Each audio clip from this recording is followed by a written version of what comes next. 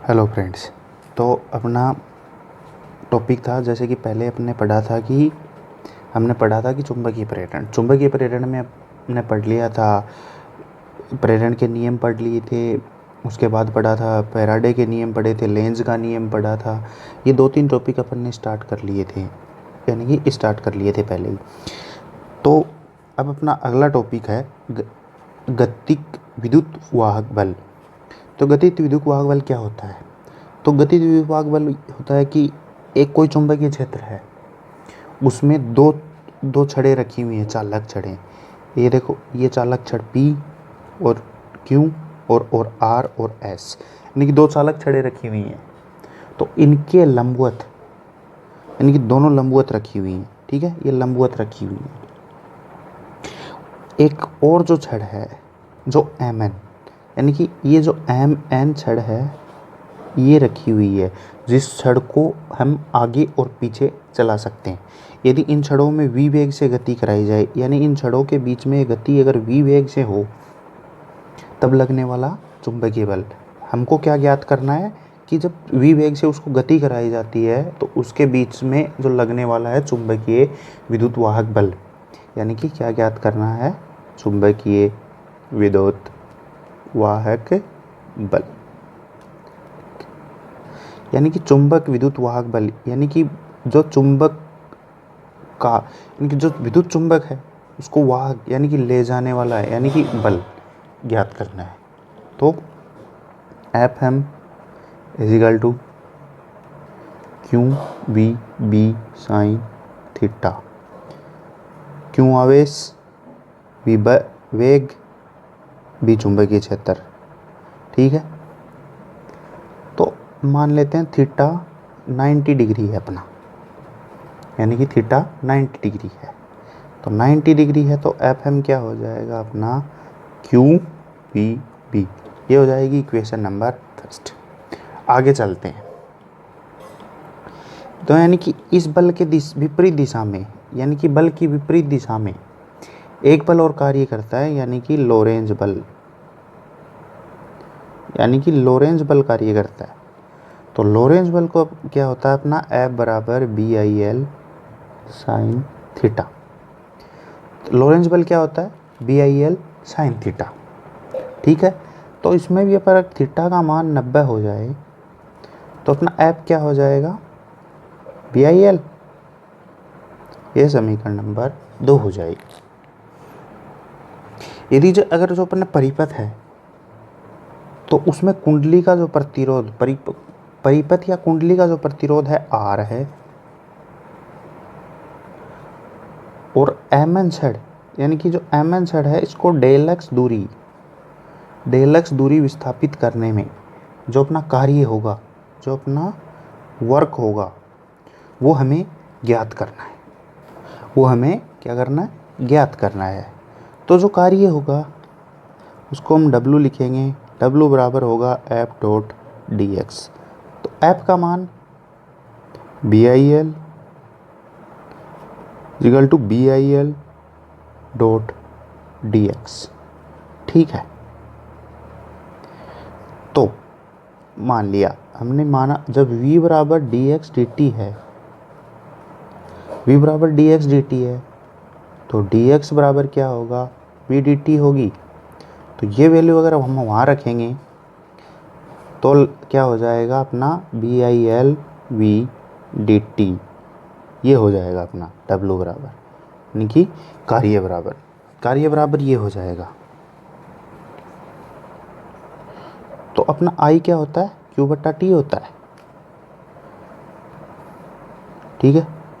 तो Q बराबर होगा I डी टी होता है, 500 होता है, ठीक है। तो अपना W होगा, अगर ये वैल्यू वहाँ रखेंगे I डी टी बराबर, तो W बराबर बी एल वी क्यू, ठीक है। तो अब परिपथ में विद्युत वाहक बल क्या होगा? परिपथ में विद्युत वाहक बल क्या होगा? E इजिकल टू, विद्युत वाहक बल को E से रिप्रेजेंट करेंगे W अपॉन Q, यानी कि कार्य बट्टा चार्ज। तो होगा W का मान अपने पास है BLV Q अपॉन Q, तो अपना आ जाएगा BLV, यानी कि E बराबर आ जाएगा BLV। तो ये होता है अपना गतित विद्युत वाहक बल। ठीक है, अब आगे चलते हैं। इसमें अगर उत्पन्न ऊर्जा, जो इसमें उत्पन्न ऊर्जा, इसमें जो उत्पन्न ऊर्जा होती है वो ज्ञात करनी है। तो उत्पन्न ऊर्जा ज्ञात करने के लिए तो PQRS कुंडली में प्रतिरोध होगा वो R होगा, प्रतिरोध R होगा, धारा होगी I = BVL अपॉन R। तो I होता है अपना E/R, यानी कि परिपथ में विद्युत वाहक बल अपॉन रेजिस्टेंस, यानी कि ठीक है। तो हम इसको अब निकालेंगे लेंज के नियम से, लेंज के नियम से। तो इसे हम लेंज के नियम से ज्ञात करेंगे। तो लेंज के नियम से ज्ञात करेंगे तो हमारा क्या होगा, लेंज का नियम ये होता है अपना फैराडे का द्वितीय नियम, भी लेंज का नियम ही कहलाता है। ठीक है, ये होता है अपना लेंज का नियम। तो F = BIL, तो F बराबर BVL.BL अपॉन R। ठीक है, तो F = B² अपॉन R²। ये होगी इसमें उत्पन्न ऊर्जा। तो उत्पन्न ऊर्जा, तो यानी कि इसमें अब अगला क्या है, जब Mn छड़ को, यानी कि जो ये Mn छड़ है उसको V वेग से हम गति कराएंगे, तो उसमें शक्ति क्या होगी, यानी कि पावर, यानी कि उसकी शक्ति, यानी कि पावर क्या होगी। तो पावर होगी अपनी PW/T। तो वर्क होगा P = F.dt/T dx। ठीक है, तो F = F.V, तो F.V होगा अपना BV²L² R। ये होगा पावर, यानी कि शक्ति, पावर। ठीक है, अब अपना अगला टॉपिक है, इसी में ऊष्मीय ऊर्जा के रूप में शक्ति, यानी कि उसी में है ऊष्मीय ऊर्जा के रूप में शक्ति। तो ऊष्मीय ऊर्जा के रूप में शक्ति का मान होगा P = I² × R। ठीक है, इसको आगे सॉल्व करेंगे तो हमारा होगा P बराबर BVL² R² × R। तो ये मान आ जाएगा BVL/R का स्क्वायर इसका हो जाएगा, और ये अपना, तो हम इस प्रकार कह सकते हैं कि शक्ति है उसको हम एक प्रकार से, यानी कि ऊर्जा, जो ऊर्जा होती है उसको एक प्रकार के से दूसरे प्रकार में बदला जा सकता है। तो इससे आगे बढ़ते हैं, तो हमारा अगला टॉपिक है भंवर धाराएं। तो भंवर धाराएं क्या होती हैं? भंवर धाराएं क्या होती है? जब किसी चालक या परिपथ में धारा प्रवाहित करते हैं तो उसमें प्रेरित धाराएं उत्पन्न होती हैं। जो ये प्रेरित धाराएं उत्पन्न होंगी ये वर्ताकार पथ में गति करेंगी, तथा जल में उत्पन्न भंवर धाराएं, जैसे कि जल में अगर हम, ये अपना जल है, ये जल है, इसमें अगर ये पत्थर डालेंगे, यानी कि पत्थर डालेंगे तो हमारी धाराएं ऐसी बनेंगी, ये। ठीक है, ये कहलाती हैं भंवर धाराएं। यानी कि भंवर धारा, ये धातु लोहे की छड़ होती है उसको गर्म कर देती है, जिससे जो हमारी इलेक्ट्रिक एनर्जी है वो ऊष्मीय ऊर्जा में बदल जाती है। भंवर धाराओं के प्रेरण भट्ठी में उपयोग अधिक प्रबलता की धारा प्रवाहित करने में, रेलगाड़ियों के ब्रेक के रूप में। तो भंवर धारा के बाद अपना अगला टॉपिक है स्व प्रेरकत्व। तो स्व प्रेरकत्व क्या होता है? तो स्व प्रेरकत्व में दो कुंडलियाँ होती हैं, यानी कि दो कुंडलियाँ होती हैं। एक पे कुंजी और धारामापी लगा हुआ है और दूसरी है नहीं, एक पे धारामापी लगा हुआ है, इस पे एक कुंजी और एक बैटरी लगी हुई है। जो पहला परिपथ है उस पे धारामापी और एक कुंडली, इस पे एक बैटरी और एक कुंडली लगी हुई है और इस पे एक धारामापी लगा हुआ है। ठीक है। तो जब हम इस परिपथ में इसको जोड़ के, बैटरी को जोड़कर अगर इस परिपथ में धारा प्रवाहित करेंगे तो इसमें भी स्वतः धारा बहने लगेगी, स्वतः धारा बहने लगेगी। यही घटना जो बहने वाली धारा है, प्रेरित धारा, जो बहने वाली धारा है प्रेरित धारा, उसकी दिशा मूल धारा से विपरीत होगी। तो जो मूल धारा है वो होगी फ्लक्स के समानुपाती। फ्लक्स, तीर कुंडली में फेरों की संख्या n है, फेरे n है, तब अगर फेरे n है तो n फाई समानुपाती I। ठीक है। तो n phi equal to L I। तो L है अपना स्व प्रेरकत्व है, स्व प्रेरकत्व ये है एक कांस्टेंट डिजिट है, एक कांस्टेंट राशि है। तो इसका मात्रक होता है हेनरी, इसका मात्रक होता है हेनरी। ये होता है E equal to minus LDI बट्टा DT। ये होता है स्व प्रेरकत्व है। ठीक है। तो स्व प्रेरकत्व में अगला टॉपिक है अपना किसी परिनिलिका के कारण स्व प्रेरकत्व। किसी परिनलिका के कारण स्व प्रेरकत्व। तो ये क्या होता है? माना कोई कुंडली है, उसमें फेरों की संख्या n है, कोई भी कुंडली है, फेरों की संख्या, ये कुंडली मान ली अपन ने, इसमें फेरों की संख्या n है, कुंडली की लंबाई L है, चुंबकीय क्षेत्र B है। तो B म्यू 0 n I। तो म्यू चुंबकीय गुणांक है, n है फेरों की संख्या, I है धारा। ठीक है। तो n equal to n upon I।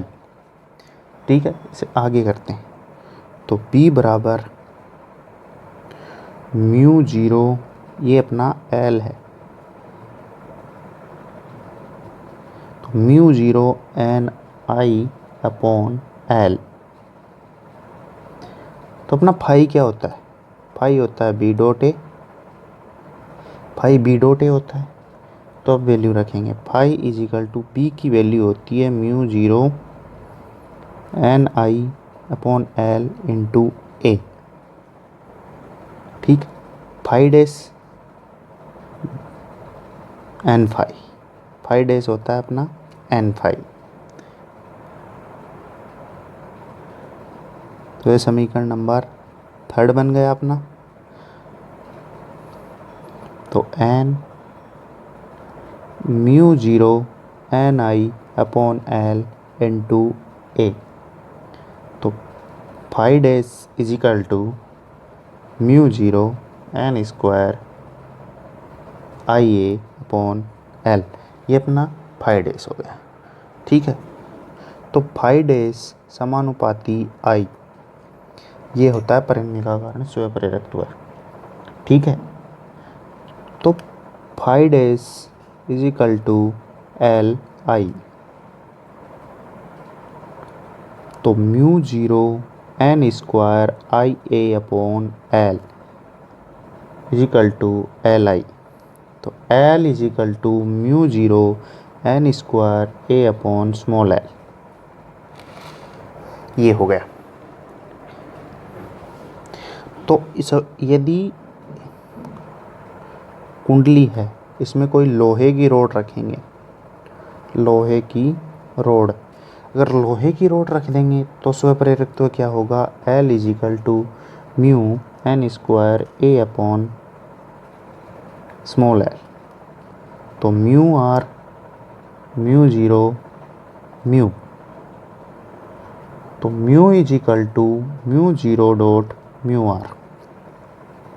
तो एल का मान होगा अपना mu zero mu R N square A upon small L. तो जहाँ म्यू आर है वो है माध्यम की अपेक्षित पारगम्यता, ठीक, वो है माध्यम की अपेक्षित पारगम्यता।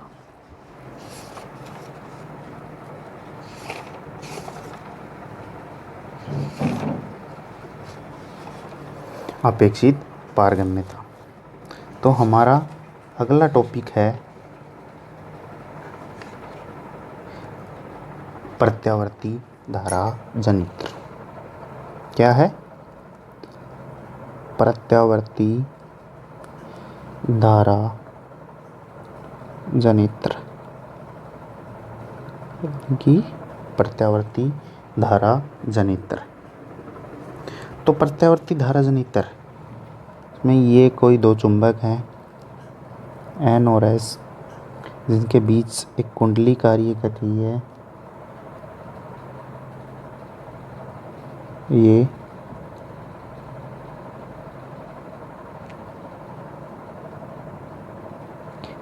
ऐसे, ये K1, ये K2, ये B1, ये B2, ये कार्बन ब्रुश है, कार्बन ब्रुश। ये आर्मेचर कुंडली है, देखिए डायग्राम दिखेगा आपको, आर्मेचर कुंडली, आर्मेचर कुंडली है। और एक है सर्पी वलय। क्या है, सर्पी वलय। तो प्रत्यावर्ती धारा जनित्र यानी कि ये एक ऐसी युक्ति है, यानी कि ये ऐसी युक्ति है जो यांत्रिक ऊर्जा है, यांत्रिक ऊर्जा को विद्युत ऊर्जा यानी कि इलेक्ट्रिक करंट में चेंज कर देती है।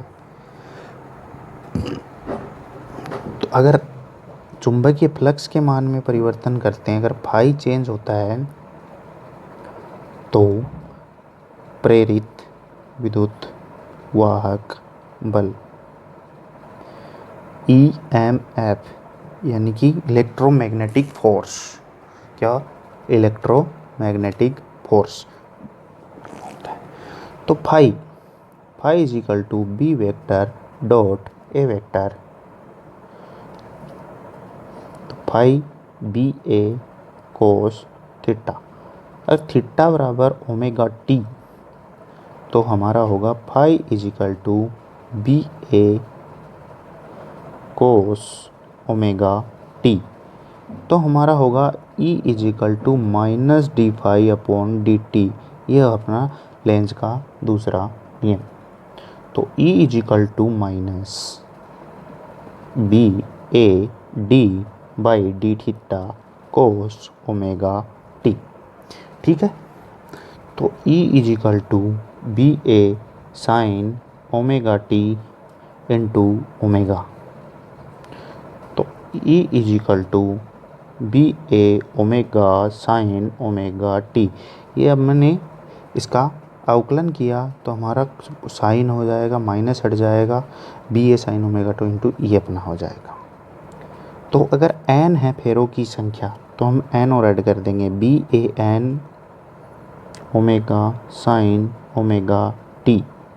तो हमारा ई जीरो यानी कि ई जीरो होगा बी ए एन डब्ल्यू। तो हमारी वैल्यू आएगी, जो वैल्यू आएगी वो आएगी E is equal to E zero sine omega T. ठीक है, ये आने के बाद तो इसके भाग, प्रत्यावर्ती धारा जनित्र के भाग, पहला है आर्मेचर कुंडली, दूसरा है सर्पी वलय,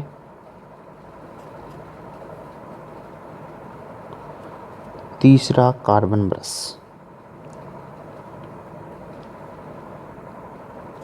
इसको होती है ए बी सी डी। तो एक नरम लोहे की आयताकार कुंडली होती है जिस पे तांबे के तार लिपटे हुए होते हैं। ठीक है, तो इनको एक चुंबकीय ध्रुव यानी कि एन और एस, ये दो चुंबकीय ध्रुव है, इनके बीच रखा जाता है। ठीक है, सर्पी वलय यानी कि K1 व K2, ये सर्पी वलय आकार की दो कुंडलियां होती हैं जो आर्मेचर कुंडली के साथ घूर्णन करती हैं। कार्बन ब्रश ये सर्पी वलय के संपर्क में रहता है, जब सर्पी वलय घूर्णन करती है तब ये ब्रश स्थायी अवस्था में होता है। ठीक है, तो हम साइन थीटा के लिए साइन वेव का निर्माण करेंगे, तो हमारी साइन वेव आएगी ये।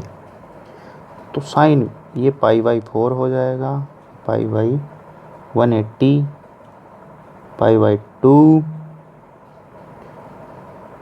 और 360 हो जाएगा। ठीक है, तो आज हम हमारा टॉपिक यहीं पे ख़त्म करते हैं। आगे हमारे एक दो टॉपिक बचे हुए हैं अभी भी। इसमें एक है स्वप्रेरकत्व में संचित ऊर्जा